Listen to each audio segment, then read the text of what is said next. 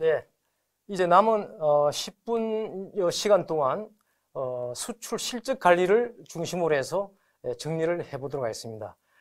우리가 여러분 회사가 물품을 내보낼 때 세관에 신고를 하고 내보내죠. 그때 우리가 그 수출 신고서에 보면은 오른쪽 상단에 그 거래 보호를 적도록 되어 있습니다. 이 거래 보호는 세관에서 숫자를 두 단위로 해서 관리를 하고 있는데, 가장 많이 일반적으로 일어나는 거래, 즉 일반 형태 수출은 11번으로 이렇게 분류하고 있습니다. 그래서 여러분들이 이 거래 보호를 11번으로 적게 되고요. 그 다음에 전자상거래를 통해서 수출을 하게 됐다. 그러면 11번이 아니죠. 15번으로 하게 되고, 그 다음 여러분들이 꼭 알았으면 하는 것이 위탁 가공을 위한 원자재 수출. 네, 이것도 하나의 이제 수출인데, 그것은 일반 11번이 아니라 29번으로 하셔야 됩니다. 만약 29번이 아니고 11번으로 일반 수출을 하게 되면은 해당 원부자재가 수탁받은 그 현지에서 완제품이 만들어지겠죠. 그것이 다시 국내에 들어오든지 제3국으로 팔리게 됩니다. 국내에 들어올 경우에 세관에서는 완전 별개로 여러분들의 위탁 가공된 물건이지만 그것이 11번으로 신고를 했기 때문에 그것은 별개의 수입 상품으로 통관을 하기 때문에 문제를 일으킬 수가 있습니다. 그래서 이 점에 유의하시고요. 그 다음에 위탁 판매를 위한 물품의 수출, 이러한 경우도 많이 종종 거래가 일어나고 있는데요. 그러면은 여러분들이 이 31번과 11번을 놓고 봤을 때 그 차이점은 뭐냐? 11번의 경우는 대부분이 해외 쪽에 그 바이어가 확정이 되고 그 바이어한테 물품을 갖다가 인도하는 절차를 밟는 것입니다. 그러나 이 31번은 글자 그대로 위탁 판매이기 때문에 확정된 바이어가 없어요. 그래서 그 미확정된 바이어를 대상으로 해서 일단 물품을 현지에 내보내는 겁니다. 그럴 때 세관 정식 신고를 했을 때 우리가 31번이라는 거래 보호를 가지게 되는데, 이 경우에도 대무역관리규정에 따라서 수출 실적으로 잡히게 됩니다. 여기에서 잠깐 임대 방식에 의한 이제 수출입도 있는데요. 여기서 X라는 것은 수출 실적이 잡히지 않는 겁니다. 즉 임대 방식에 의한 수출은 수출인데 그것이 현지에 가서 소유권이 이전되지 않는 경우에 수출 실적으로 잡히지 않는다. 그러나 소유권 이전이 될 때는 33번으로 해서 수출 실적으로 잡히게 됩니다. 자, 여기 보시는 아까 말씀드린 대로 이 수출 신고 서 필정에 상단에 이렇게 거래 구분으로 나와 있죠. 그래서 여기에는 11번으로 되어 있습니다. 다음은 거래 구분에 따라서 여러분들이 어떻게 그 신고 필정에 앞으로 기재를 하고 신고를 하느냐인데, 지금 여기에서는 거래 구분 11번의 가장 일반적 형태를 확대해서 보고 있습니다.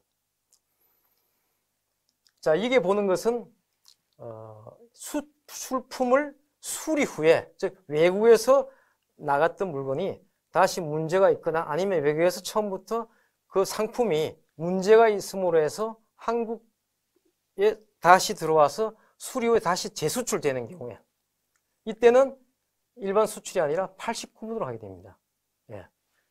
여기에는 수출품 수리 후에 재수출한다 해가지고 이런 성격 때문에 수출 실적으로 인정이 되지 않습니다. 자, 지금 여기 보고 있는 거는 11번부터 15번, 21번 쭉 보고 있는데요. 여기서 여러분들이 눈여겨봐야 될 것은 11번, 15번, 29번, 31번, 39번, 여기 X는 수출 실적으로 잡히지 않는 겁니다.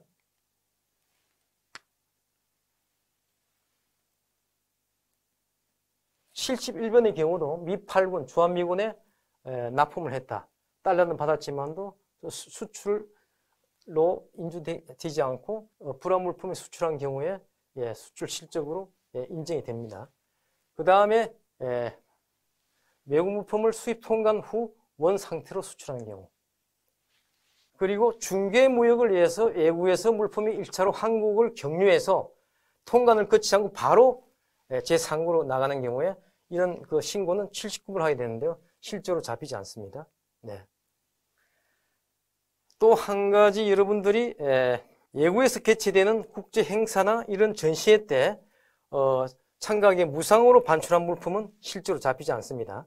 여기에서 92번 주목해 주십시오. 이 92번은 무상으로 반출하는 상품의 견품 및 광고용품이지만 여러분들이 정식으로 세관에 신고를 하고 물품을 내보냈을 때 실적으로 잡힙니다. 그리고 93번 수입된 물품이 계약 내용과 상이해서 클레임이 발생한 거예요. 그래서 반출하는 물품의 경우에도 실적으로 잡힌다 이렇게 되어 있습니다. 자, 이렇게 여러분들이 보다시피 거래 부호를 통해서 여러분 회사의 수출 실적이 관리가 되고 있는데요. 자, 이러한 것은 여기에서 보다 현장에서 여러분들이 실제 실무적으로 이해가 되기 위해서 제가 이렇게 참고 자료로 여러분 회사의 사업자 등록증과 그리고 무역 고유번호, 무역협회가 부여하죠. 그 다음에 이러한 관계에 있어서 수출 신고를 하면은 여러분에게는 통관 고유번호를 부여하게 됩니다. 통관 고유번호. 통관 고유번호 여기 있네요. 자, 이렇게 되는데 수출 실적은 무역 고유번호에 의거해서 관리가 됩니다. 그래서 무역 고유번호 없이 예를 들어서 수출을 신고했으면은 수출 실적을 확인하고 싶은데 실적이 안 나와요. 그래서 여러분들은 항상 이렇게 무역 고유번호를 갖다가 부여받음으로 해서 사업자 등록증과 통관 고유번호와 무역 고유번호를 연계시킴으로써 여러분 회사의 수출 실적을 확인할 수 있다는 것입니다. 자, 이렇게 간단히 말씀드린 수출 실적은 사실 여러분들이 정부의 수출 지원 사업에 참여할 때 반드시 필요한 매우 귀중한 실적입니다. 따라서 앞으로는 이러한 실적을 여러분들이 금액이 적다 하더라도 착실하게 쌓아둠으로 해서 여러분들이 앞으로 하고자 하는 수출 지원 사업이라든지 이런 데 여러분들이 실적을 제출함으로 해서 많은 혜택을 누리시길 바랍니다. 자, 마지막으로 여기에 있는 것은 계약서 샘플인데요. 따로 이건 강의를 하지 않고 지금까지 쭉 말씀드린 그 계약서를 동영상에서 별도로 블로그로 업로드 시킴으로써 여러분들이 실제 현장에서 사용할 수 있게끔 여기에 올려놨습니다. 그래서 많은 활용을 하시면 좋겠고요. 자, 지금까지 여러분들과 함께 거래 형태별 수출 계약서와 그리고 해당 선적 서류에 대해서 알아봤습니다. 오랫동안 여러분들 경청해 주셔서 감사합니다.